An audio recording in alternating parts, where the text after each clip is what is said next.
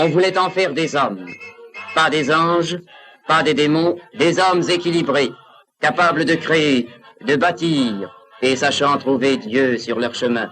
Les plus petits, les louveteaux, sur la trace de Mowgli, partaient à la découverte de la jungle.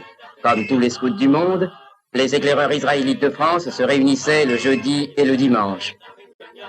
L'amitié naissait des chaudes réunions de camarades et des grands jeux d'équipe.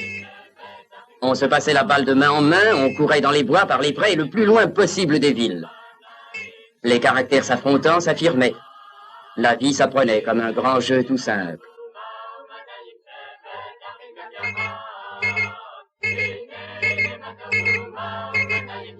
Et l'on partait pour des randonnées fantastiques, en chantant tous en chœur, la main dans la main.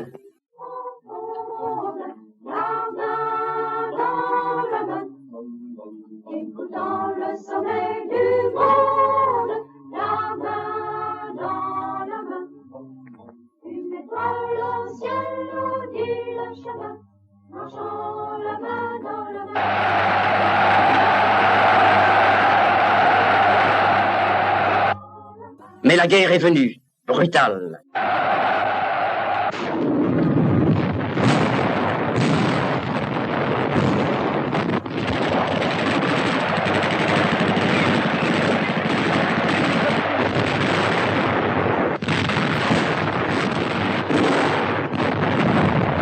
Les chefs éclaireurs ont quitté culottes courtes et grands chapeaux pour endosser l'uniforme kaki. C'était la même lutte qui se poursuivait pour que louveteaux et petites ailes puissent continuer à chanter librement. Mais le jeu ne se jouait pas de la même façon. La guerre! La guerre totale!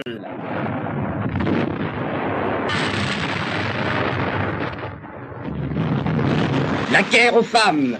La guerre aux enfants! Le grand massacre des civils! La cohorte tragique de réfugiés sur les routes de France!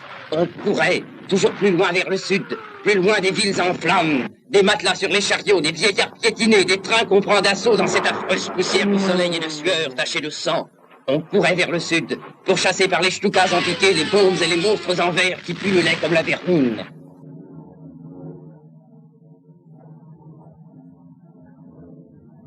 Mais dans cette mêlée de cauchemars, taches claires dans un ciel d'orage, surgissaient les éclaireurs.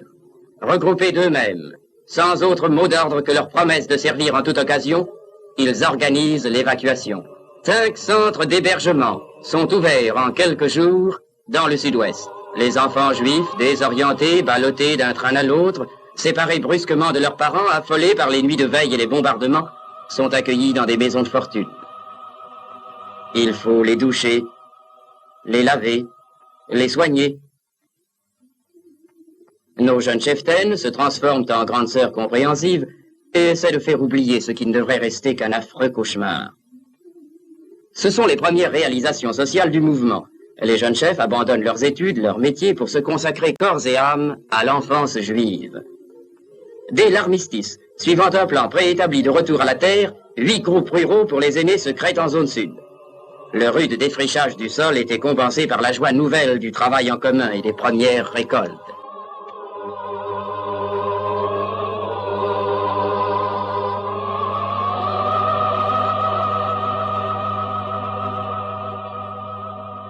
Après la tempête, voici le calme et le silence du dortoir paisible que rythme le balancier de l'horloge. Calme trompeur, l'Allemand s'infiltre partout, la France entière est muselée. Les enfants juifs, les premiers, subiront la loi de l'ennemi vainqueur. Défense de se grouper pour l'étude ou le service, pour chanter en chœur, croire à la vie, plus d'éducation, plus de jeunesse, plus de morale, dominer. Vaincre, vaincre par le vol, l'assassinat, le pillage, vaincre par la solitude et le désespoir, vaincre par le mensonge et la délation, dominer, détruire les foyers et les idées, insulter l'homme.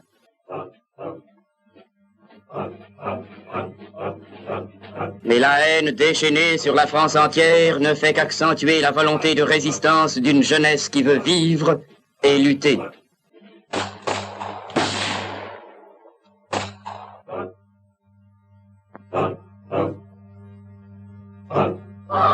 Éclaireurs israélites sans uniforme, ils resteront fidèles à leurs promesses, servir Dieu, le judaïsme et la France.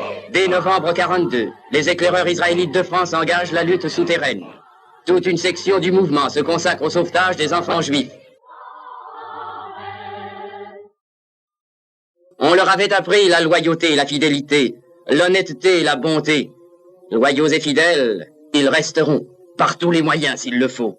Ils apprennent à mentir, à voler, à falsifier. Vol de cachets dans les mairies et les préfectures. Destruction de dossiers compromettants.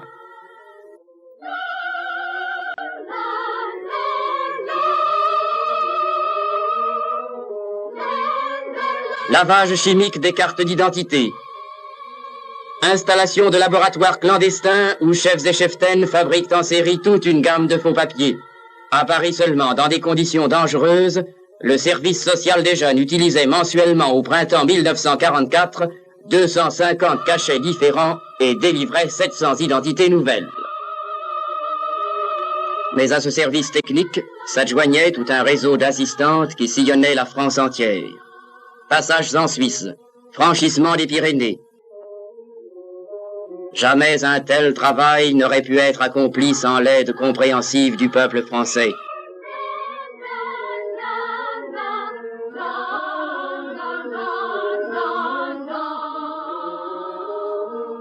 Braves gens de France, bienfaiteurs anonymes, saura-t-on un jour combien d'enfants, grâce à vous, échappèrent à la déportation et à la mort?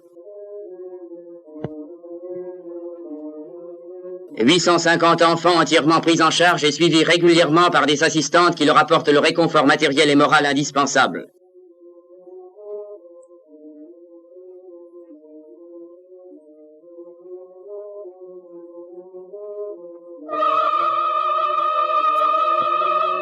Là d'une résistance passive, les jeunes veulent passer à l'action. Une note du commissariat national enjoint aux chefs et routiers de gagner le maquis éclaireur israélite de France dans les montagnes du Tarn. Ainsi se fonde l'escadron Marc Agneau, commandé par Robert Gamzon.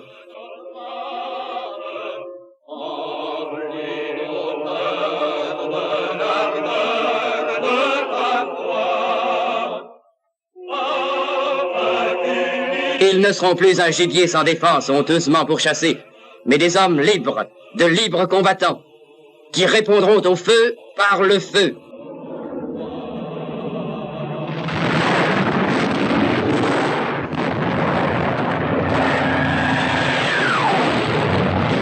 Cependant, ces partisans n'oublient pas qu'ils sont scouts et au hasard des campements maintiennent les séculaires traditions d'Israël. Sur tous les fronts, les Alliés continuent leur offensive victorieuse. À l'intérieur, les francs-tireurs poursuivent inlassablement leur lutte obscure, mais efficace. Après une attaque de blindés allemands, l'escadron Marc Agneau passe à l'offensive, mine la voie entre Castres et Mazamet, et anéantit après un violent combat nocturne un train puissamment armé.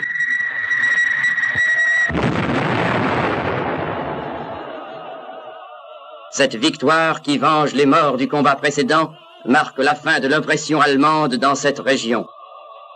3600 Allemands se rendent à 250 maquisards. Le Tarn est ainsi totalement libéré. La libération. Grâce à l'aide des partisans, les Alliés coupaient la retraite à des milliers de soldats allemands.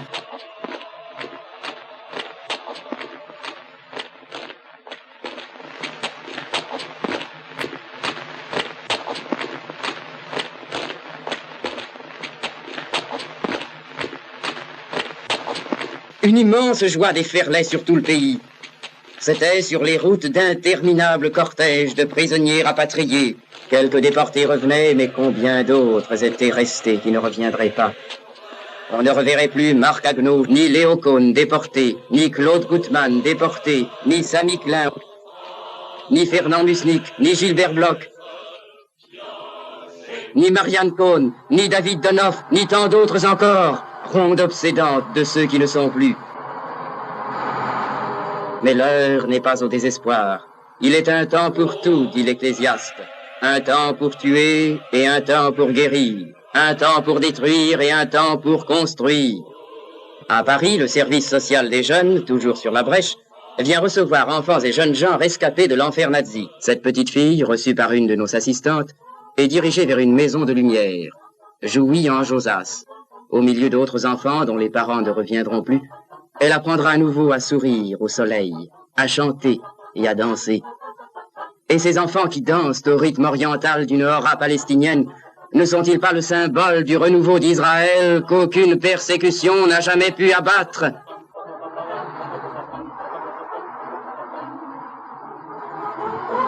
Grâce au secours de l'entraide française et de l'American Joint Distribution Committee poursuivant leur effort continu des années d'occupation, les enfants de retour pourront rapidement reprendre leurs forces.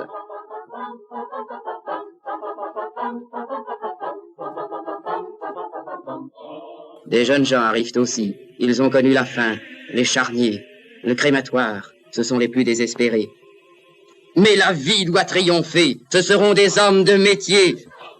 La communauté juive a souffert en certaines contrées d'un manque d'équilibre sociologique. Trop longtemps, les juifs n'ont pu qu'exercer des métiers d'intermédiaires. Nous sommes convaincus que seul un retour au travail productif, au travail créateur, redonnera l'équilibre aux jeunes qui l'ont perdu et les armera pour la vie, quelle que soit cette vie. Ces jeunes deviendront, grâce à des ateliers bien agencés, des ouvriers, des techniciens, voire des ingénieurs. Le centre artisanal de Moissac a pu, depuis la libération, compléter pièce à pièce son matériel d'apprentissage. C'est d'abord, pendant la première année, le pré-apprentissage. Le jeune se familiarise avec les diverses activités manuelles pour être orienté ensuite selon ses goûts et aptitudes. Des moniteurs compétents dirigent les travaux des ateliers. Chaque petit groupe est surveillé, appuyé, compris. Les méthodes d'éducation professionnelle les plus récentes sont appliquées à Moissac. Comme leurs camarades des groupes ruraux qui ont repris la pelle et la charrue dans un domaine près de Paris, nos apprentis savent parfaitement que pour un tel travail, une foi profonde est nécessaire.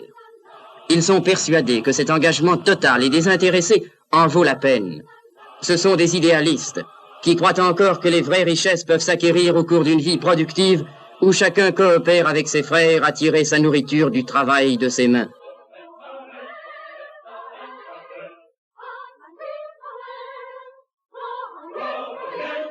Nous avons peut-être beaucoup d'ambition. Cependant, la France a besoin plus que jamais d'hommes décidés.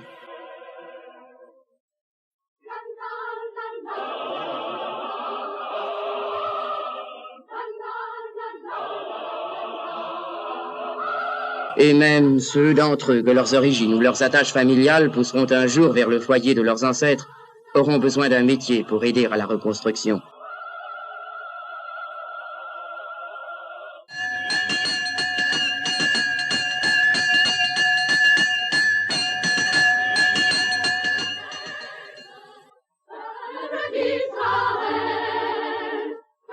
Ce ne seront pas des esclaves abrutis à la tâche, cherchant dans des lieux malsains l'oubli de leur vie mécanisée.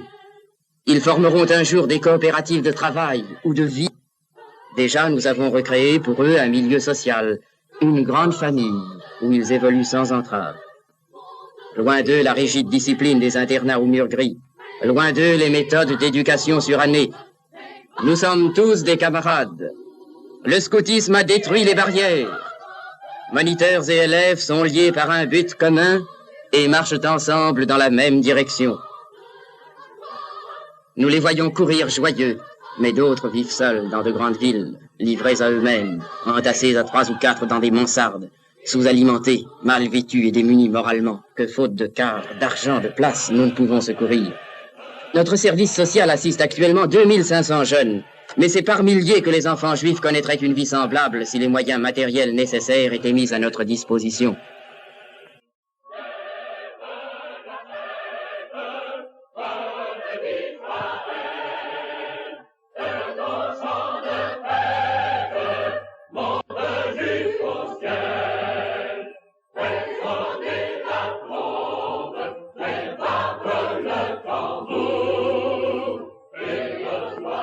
À Moissac ou à Jouy en Josas, les enfants retrouvés peuvent se réunir au repas en commun dans la grande salle à manger décorée par leurs soins. Avec eux, nous avons créé un style de vie nouveau inspiré des lois bibliques et du scoutisme qui en fera des êtres solides et rayonnants.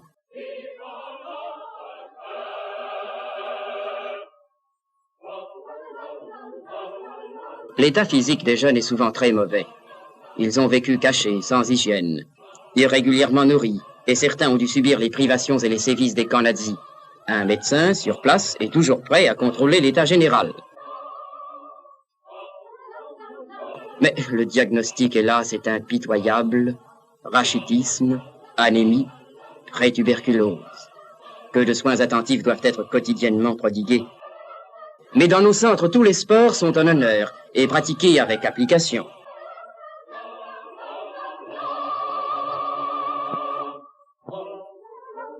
La bourrasque s'est tue. Les oisillons ont retrouvé un nid chaud. Quittant leur vie sans espoir, les petits-enfants sans parents sont entrés dans un foyer de lumière. À toute heure du jour, ils auront un guide vers qui se tourner, sur qui compter. Et peut-être, dans quelques années, ne restera-t-il plus trace de la tourmente?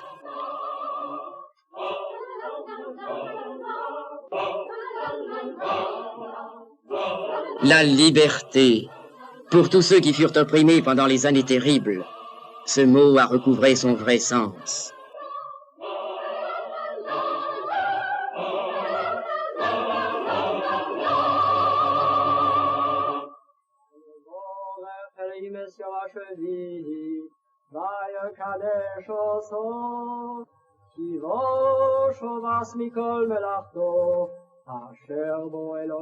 C'est un monde rajeuni qui surgit des antiques traditions d'Israël. Le vendredi soir, ils accourent au devant du sabbat avec des cantiques nouveaux. Tu es, sabbat, notre ami. Ta seule présence nous calme, nous élève, nous pacifie. Tu es en même temps la cause et l'effet de toute bénédiction, car nous travaillons toute la semaine pour te recevoir et te célébrer dignement. Réveille-toi, Israël. Ne laisse pas le judaïsme vieillir dans les livres poussiéreux.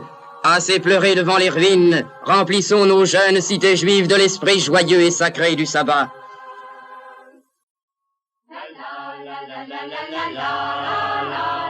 Venez danser avec nous.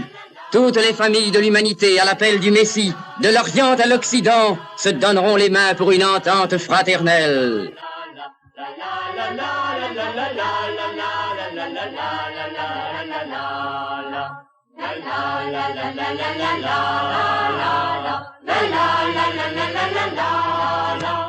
Hazak Vehematz, sois fort et courageux, soyez joyeux aussi, la joie triomphe de tout. Malgré la tâche à accomplir, dansez et chantez fièrement, une jeunesse nouvelle est née, mûrie par l'épreuve, une jeunesse nouvelle chante la vie reconquise. Quand l'Éternel ramena les captifs de Sion, dit le psalmiste, nous étions comme des gens qui rêvent. Alors notre bouche s'emplit de chants joyeux et notre langue d'allégresse. Alors on s'écria parmi les peuples, le Seigneur a fait pour nous des choses grandes. Ceux qui ont semé dans les larmes, puissent-ils récolter dans la joie.